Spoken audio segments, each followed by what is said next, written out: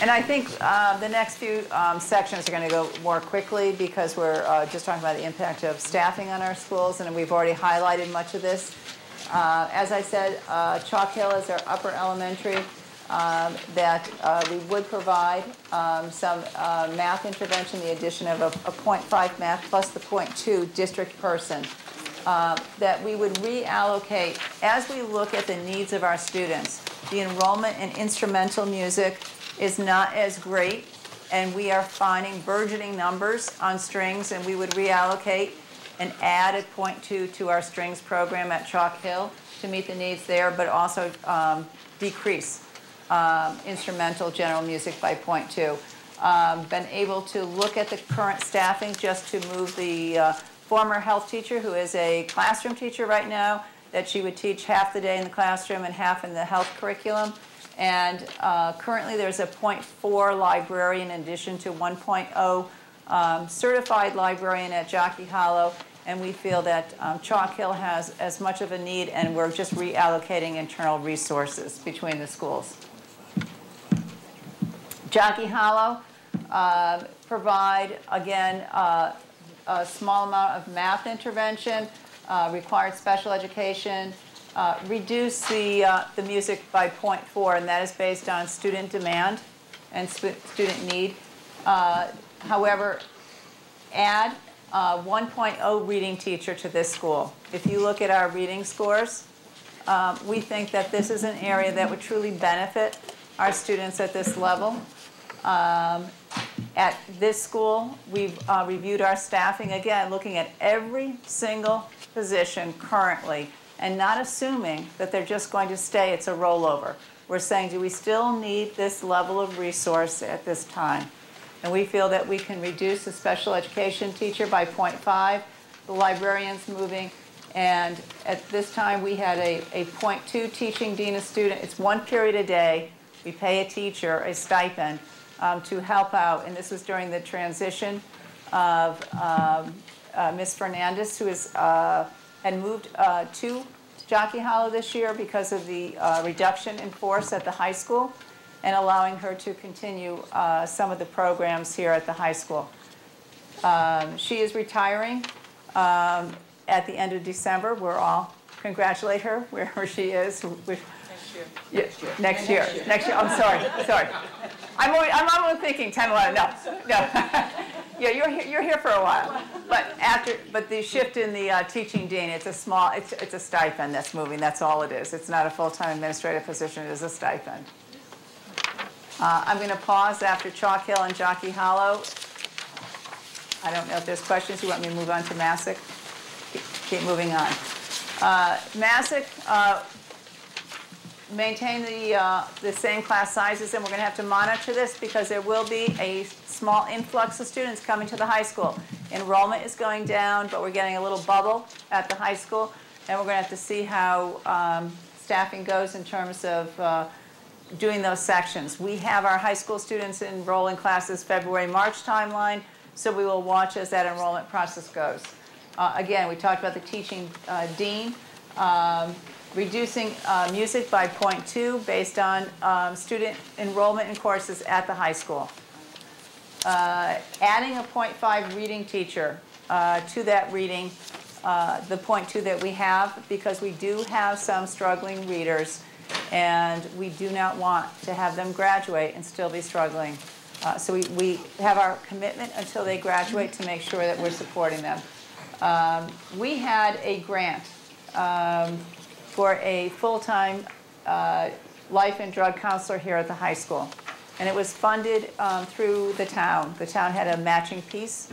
That funding is no longer there. So while it shows on your staffing differential that we're actually losing, we've reduced, we are going to have to pay out of our operating budget for 0.2 of a counselor. So we are taking a full-time person, and we're actually just going to have 8.2. Resources to complete the NIASC accreditation. I believe it's between 30 and 40,000 we had to put in for the NEASC, and Mr. Batista can talk to you about that, but you have to house a team of 15 people for 4 days. The preparation, you have to feed them, et cetera, et cetera. It comes once every 10 years. Our time is next fall.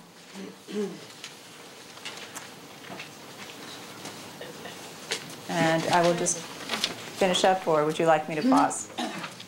I just have a few more slides if you want. I have a few more slides, as you can see. Special education, as I spoke, out-of-district tuition, and again, it's case-by-case commitment contract with individual students. We always try to educate here in Monroe Public Schools.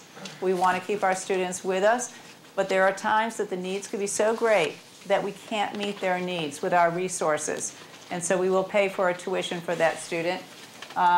Spoke to you about excess cost grant.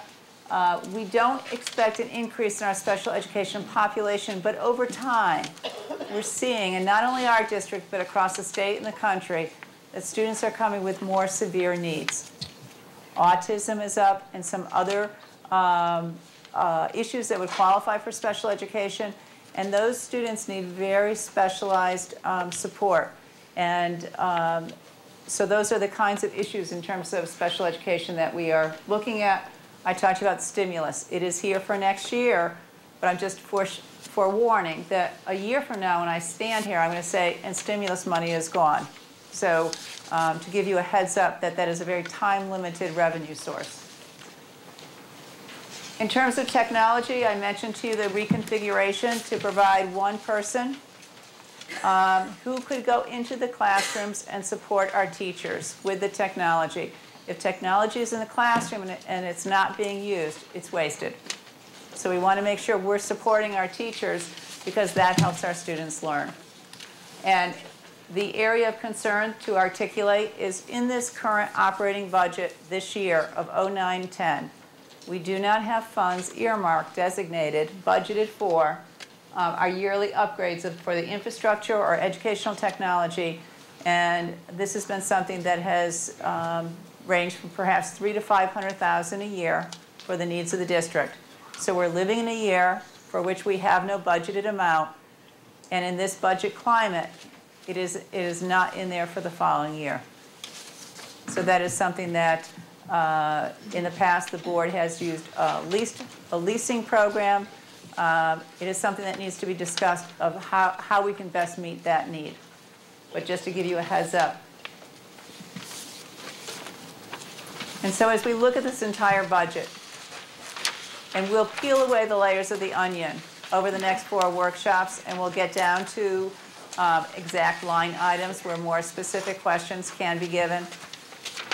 But if you think about a community, you think about the educational resources, the quality of life in any community is directly linked to the quality of its educational system. And if we think about the 3,900 children who live, study, and contribute to the community of Monroe, everything that we do impacts their lives and their future opportunities. I feel very privileged to serve as superintendent. This is an outstanding community. I don't think I've ever seen a community that has parents volunteer in schools to the extent of this town. You go in any school and parents will say, how can I help? How can I read to a child? Can I help in the library? There is a strong, strong partnership with this community, and that is a real strength of this community. As we go forward, I know the numbers that have been presented today are very tough. And I look forward to the 4 budget workshops that maybe we can, delve into some of these issues at a deeper level and respond to questions. And I thank you very much for getting up at 9 Saturday morning and coming to this meeting. For those of you at home, thank you for tuning in today too. And I'll turn the meeting back to our board chair.